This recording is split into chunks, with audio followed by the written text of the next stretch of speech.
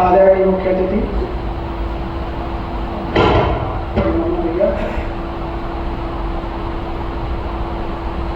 जो तब से मुझे प्रिय है जब डॉक्टर राजनीति में नहीं आते, और उसका कारण उनका व्यक्तित्व है। आज कार्यक्रम की अध्यक्षता कर रहा है मेरे गुरुवर आदरणीय उत्पल जी, तीनों विद्वान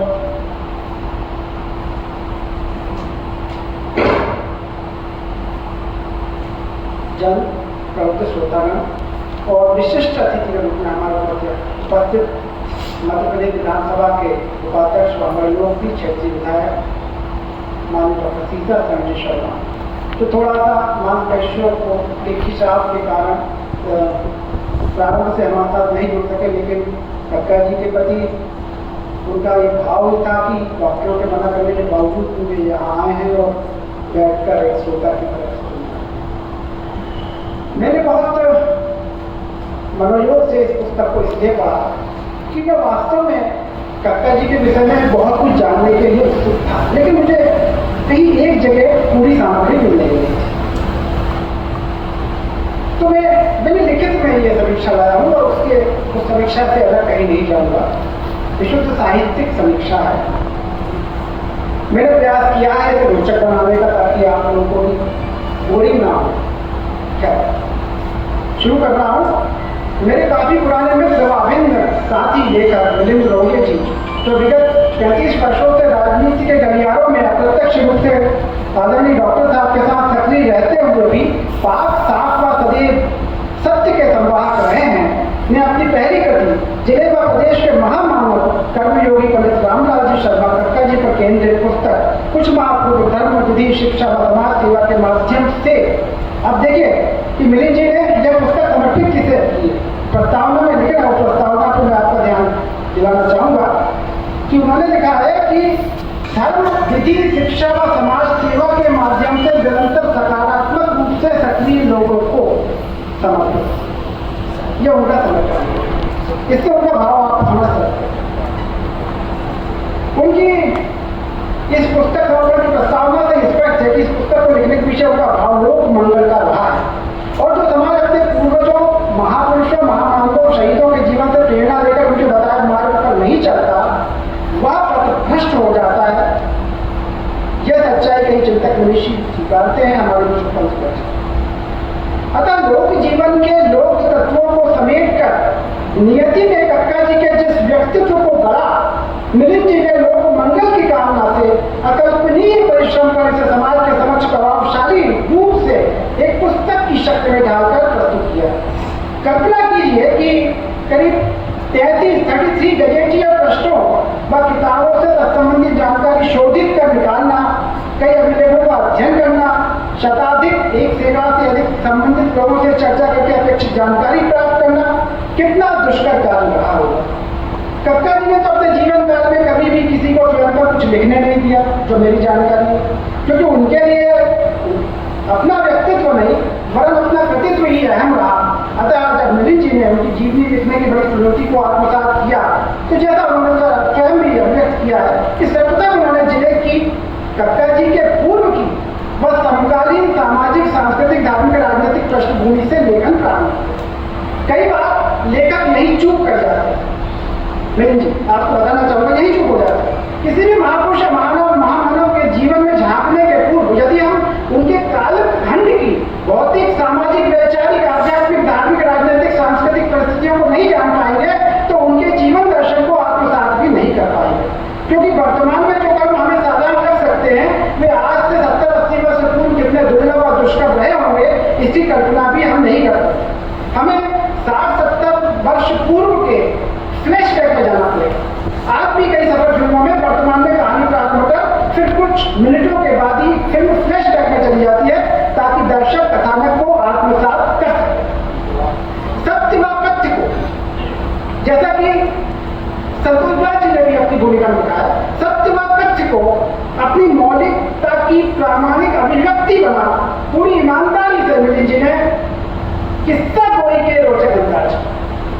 संतोष व्यास जी ने लिखा है मिलिंद जी कि औपन्यासिक कृति है, जहां मैं जो उनसे सहमत नहीं हूं कि एक औपन्यासिक कृति है, मेरा सोच ये है कि किस्सा गोई के रोचक अंदाज में, पुस्तक रोचक इसलिए बन गई है कि किस्सा गोई के अंदाज में लिखा।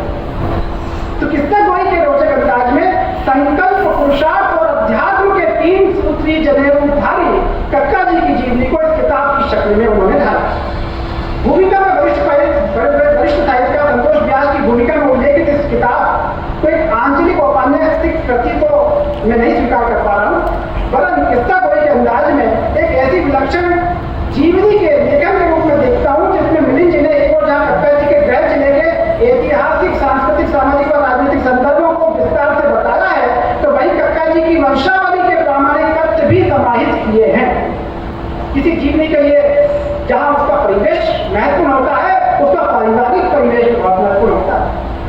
हम तो कक्का जी के विषय में नहीं जानते, तो उनके पूर्वजों के विषय में हम कहाँ से जान पाते अगर मिलिंद जी ये किताब नहीं लिखते। आइए हम इस पुस्तक के भीतर के कुछ अंशों को पढ़कर समझने की कोशिश करते हैं। मैंने सिर्फ 4 क्षेत्र मेरी रुचि से चुने हैं: शिक्षा, धर्म, साहित्य और राजनीति। मैं सिर्फ उन 4 क्षेत्रों में ही इस पुस्तक की चर्चा करना चाहूंगा और कक्का जी के व्यक्तित्व को इस पुस्तक के भाव को समझना चाहूंगा। आजादी के पूर्व 1946 में कक्का जी ने नर्मदा शिक्षा समिति की स्थापना की थी। वह कई शालाएं खोली, 1954 में महाविद्यालय भी खोले। विगत कुछ वर्षों से महाविद्यालयों में छात्र संघ के चुनाव कराने पर काफी सार्वजनिक और राजनीतिक बहस चल रही है। ट्रस्ट क्रमांक 71 मिलिंद जी लिखते हैं कि कक्का जी का इस संदर्भ में जो संशोधन मिलिंद जी ने लिखा है कि वो वास्तव वर्तमान में बहुत प्रासंगिक है। छात्र संघ चुनाव में दबदबा व चर्चित होने पर कुछ छात्रों द्वारा अन्य छात्र छात्राओं को डराने धमकाने की शिकायतें आई। वह अच्छे चरित्र के बुरी छात्र छात्राएं जब इस सब से दुखी हो चुनाव से दूर होने लगे, तो कक्का जी ने 1965 में, आज से 57 वर्ष पूर्व, छात्र संघ चुनाव भी बंद करा था। मेरिट में आने वाले छात्रों को छात्र संघ अध्यक्ष बनाने का निर्णय ले गए। विगत 3 दशकों में कुछ सरकारें कक्का जी के बताए रास्ते पर ही चली और आज भी चल रही हैं। तो अब महाविद्यालयों के अंगारण में भी काफी गुणात्मक सुधार देखने को मिला है। यह बात कई शिक्षाविद मानते हैं। आदरणीय उत्पल जी और मेहरा जी यहाँ बैठे हुए हैं, ये भी शायद स्वीकारेंगे। कक्का जी की दृष्टि बहुत स्पष्ट थी। उत्पल जी, कक्का जी की दृष्टि तो मेरे पुस्तक सभी बहुत स्पष्ट थी कि छात्र छात्राओं का प्रथम लक्ष्य अध्ययन ही होना चाहिए। अध्ययन पूर्ण होने के बाद वे अपनी रुचि अनुसार राजनीति या अन्य किसी भी क्षेत्र में जा सकते हैं। जैसे कि आदरणीय महमूद भैया ने, हमारे विधायक जी ने मेडिकल और लॉ की डिग्री गोल्ड मेडल के साथ ली, लेकिन उसके बाद भी क्षेत्र कौन सा चुना? राजनीति। प्रश्न क्रमांक बहुत 72 मिलिंद जी लिखते हैं कि कक्का जी कभी किसी भी राजनीतिक या प्रशासनिक दबाव में नहीं आते थे। एक बार उन्होंने 1971 में जूनियर छात्रों को परेशान करने पर 3 वरिष्ठ अधिकारियों के पुत्रों को 1 सप्ताह के लिए निलंबित कर दिया। एक बार कक्का छात्रों ने कक्षा का फर्नीचर तोड़ दिया। जब एकता प्रदर्शन के नाम पर किसी छात्र ने कोई नाम नहीं बताया तो कक्का जी ने पूरी क्लास पर ही फाइन लगा दिया। यह प्रसंग उनकी अनुशासनहीनता को रेखांकित करता है, जिसकी आज भी बड़ी जरूरत है। मिलिंद जी ने सत्य व तथ्य को किस्सा गोई के अंदाज में हर प्रसंग को इस तरह लिखा है कि पाठक स्वयं को उस प्रसंग की भावात्मक में बहने से रोक नहीं पाता। मिलिंद जी के लेखन में पानी की तरह की सरलता व सरलता है। पानी की तरह। उनकी भाषा अलंकृत नहीं है, उनकी भाषा साहित्यिक भी नहीं है। मुझे तो लगा कि मिलिंद जी के लेखन में पानी की तरह की सरलता व सरलता कक्का जी के व्यक्तित्व को इतने स्वाभाविक रूप से पाठकों के सामने लाती है कि 5वीं पास कोई विद्यार्थी को भी इसमें रुचि हो जाएगी तो किसी पोस्ट ग्रेजुएट या बुद्धिजीवी भी इसे सहज ही ग्राह्य कर लेगा। शिक्षा द्वारा उन्होंने छुआछूत, जाति प्रथा के बंधन को तोड़कर स्त्री शिक्षा के लिए एक वातावरण तैयार किया। ये कक्का जी की बहुत बड़ी देन है शिक्षा के क्षेत्र। विगत 3 दशकों से इंटरनेशनल क्लब जैसे रोटरी लायंस आदि में कार्यक्रम के फेलोशिप अर्थात भाईचारा मैत्री का 30 मिनट का सेशन होता है, आप तो जानते हैं।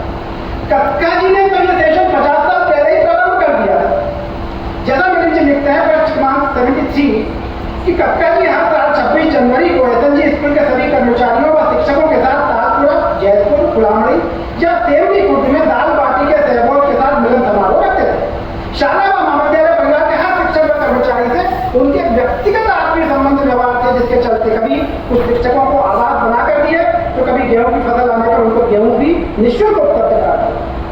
ऐसा शिक्षा आज के दौर में हम कहाँ देखें जिसकी कथनी और करनी में कोई फर्क ना हो। पृष्ठ क्रमांक 70 मिलिंद जी लिखते हैं कि एक बार किसी छात्र के ऊपर संस्था में कम उपस्थिति के कारण 100 रुपए का जुर्माना लगा दिया। छात्र निर्धन था, जुर्माना देने में सक्षम नहीं था। वह प्राचार्य के पास गया, प्राचार्य ने नहीं सुनी तो वह कक्का जी के पास गया। कक्का जी ने जेब से 100 रुपए का नोट निकाला और छात्र को बोले बेटा जुर्माना तो भरना पड़ेगा। तो कक्का जी का व्यक्तित्व ऐसा। कक्का जी की साहित्य में भी अभिरुचि थी, यह जानकर मुझे बहुत अच्छा लगा क्योंकि मैं खुद की साहित्य से जुड़ा हूं। हालांकि वे भक्ति काव्य और संत साहित्य के परम रसिक थे, जो मैंने एक पुस्तक से जाना। और न जाने क्यों मुझे भी 10-15 साल से मेरा भी झुकाव अध्यात्म की ओर ज्यादा हो गया है। उनके द्वारा महाविद्यालय में कई कवि सम्मेलन कराए गए। पृष्ठ क्रमांक 68-69 पर मिलिंद जी लिखते हैं कि वह जो कालखंड था कक्का जी के समय का, वह जयशंकर प्रसाद के महाकाव्य रामायणी का दौर था। रामायणी को एक बार तो कवि सम्मेलन में इतनी भारी भी होगी कि कक्का जी को स्वयं बीच में खड़ा होकर व्यवस्था संभालनी पड़ी। मैं समझता हूँ कि साहित्य व अध्यात्म में एक बहुत गहरा रिश्ता होता है। तो नई बात कहना चाहता हूँ कि साहित्य और अध्यात्म में एक बहुत गहरा रिश्ता होता है। बल्कि इससे आगे बढ़ते मैं यह कहना चाहता हूँ, मेरी स्पष्ट मान्यता है कि अध्यात्म से दुनिया की हर समस्या का समाधान संभव है।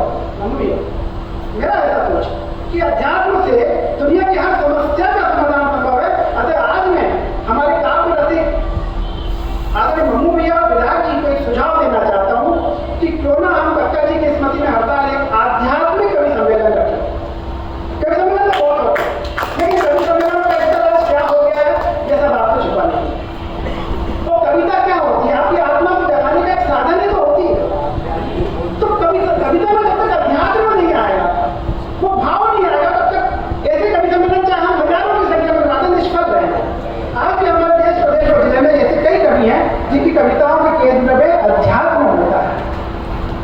अभी पिछले दिनों नावी जी ने एक गीत सुनाया था, गृहस्थ जीवन पर था, उसके पीछे कितना गहरा अध्यात्म था वो गीत जिन्होंने सुना होगा वो समझा, आत्मसात किया। ऐसे भी कक्का जी की लाइफ डिक्शनरी में जो मुझे लगा किताब पढ़कर कि भौतिकवाद और सुखवाद मिलिंद ने लिखा कभी नहीं रहे। भौतिकवाद और सुखवाद उनकी लाइफ डिक्शनरी में ही कभी नहीं रहे। अध्यात्म की चर्चा चली है तो धर्म क्षेत्र में कक्का जी के भागीरथी प्रयासों को भी कभी विस्मृत नहीं किया जा सकता। मिलिंद जी पृष्ठ क्रमांक 51 पर लिखते हैं कि प्रकट चारि पद धर्म के कलिमऊ एक प्रधान। धर्म के चार चरण सत्य, दया, तप और दान प्रसिद्ध है। ये तो कक्का जी के जीवन में चारों ही शरीर की इंद्रियों की तरह ही आत्मसात रहे जीवन भर, पर उन्होंने दान को सदैव सबसे ऊपर रखा। तो मुझे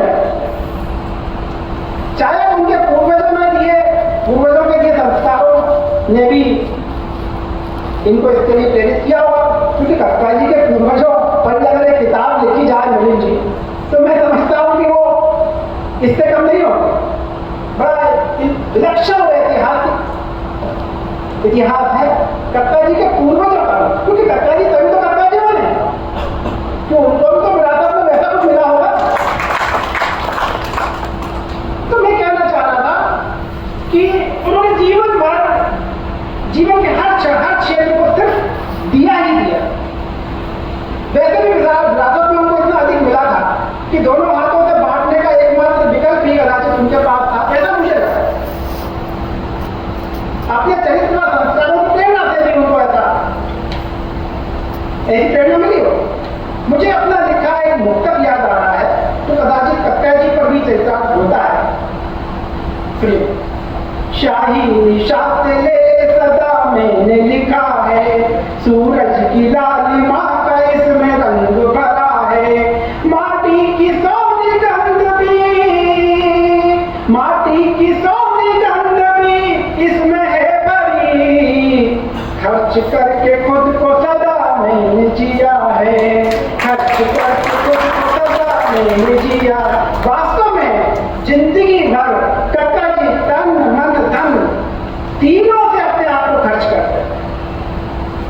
कक्कर जी का घर बगीचा कहलाता था। मैं ये प्रसंग खासतौर से डॉक्टर साहब के सामने सुनाना चाहता हूँ। मैंने पीयूष भाई से कहा भी था, मगर डॉक्टर साहब अगर आ जाए मेरी समीक्षा तक तो बड़ा अच्छा रहेगा।